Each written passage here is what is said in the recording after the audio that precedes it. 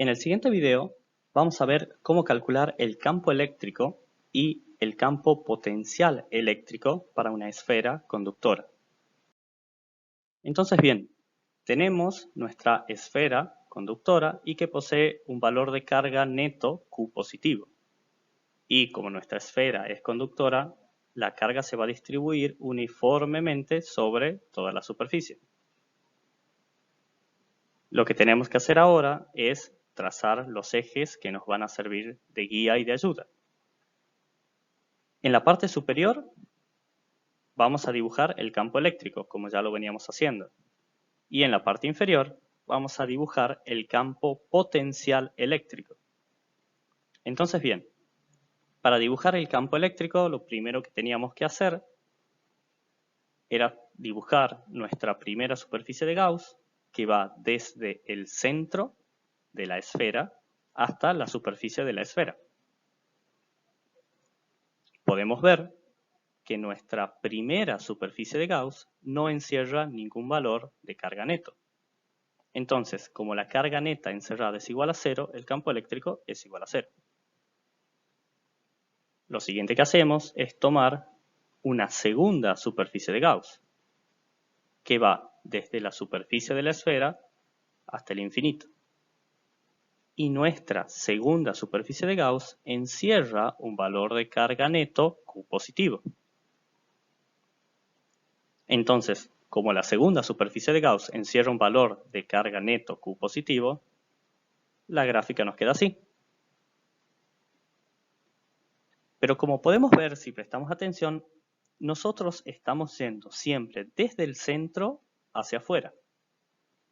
Nuestra primera superficie de Gauss va desde el centro hasta la superficie de la esfera y nuestra segunda superficie de Gauss va desde la superficie de la esfera hasta el infinito. Es decir, siempre vamos en esta dirección radial, desde el centro hacia el infinito. Ahora bien, para dibujar el campo potencial eléctrico, vamos a hacer totalmente al revés de lo que veníamos haciendo para graficar el campo eléctrico. Es decir, para graficar el campo potencial eléctrico nos vamos a parar en el infinito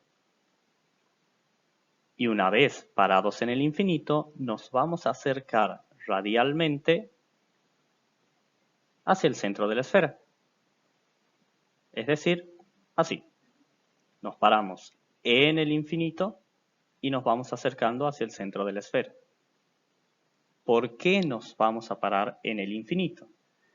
Esto sucede porque por convención el campo potencial eléctrico en el infinito vale 0. Es decir, cuando yo me pare en el infinito voy a saber que el valor del potencial eléctrico es igual a 0. Entonces yo ya estoy partiendo de un valor de potencial conocido. Yo conozco el potencial en el infinito que vale 0 y de ahí me acerco y voy calculando cuánto vale el potencial a medida que me acerque a la esfera. Entonces bien, una buena forma de graficar el campo potencial eléctrico es, primero que nada, nos paramos en el infinito. En el infinito, como ya lo dijimos, el valor del potencial eléctrico es igual a 0. Pero además, cuando yo esté parado en el infinito, voy a ver a mi esfera cargada como una carga puntual. Entonces, si yo parado en el infinito veo a la esfera como una carga puntual, significa que la ecuación que voy a utilizar para calcular el potencial va a ser la de una carga puntual. Es decir, que si yo grafico esta ecuación, me queda así. En el infinito el potencial tiende a 0 y a medida que yo me acerco, como esta distancia es más chica, el potencial va a ser más grande.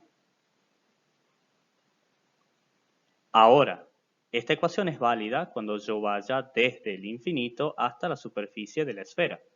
Pero, ¿qué es lo que ocurre cuando estoy adentro de la esfera? Bien, cuando yo me pare adentro de la esfera, como ya lo vimos, el campo eléctrico es igual a 0. Y la siguiente expresión es lo que me va a relacionar el campo eléctrico con el campo potencial eléctrico. Pero bien, prestemos atención porque lo que relaciona acá es la diferencia de potencial. Es decir, que cuando el campo eléctrico sea igual a 0, la diferencia de los campos potencial eléctrico va a ser igual a 0.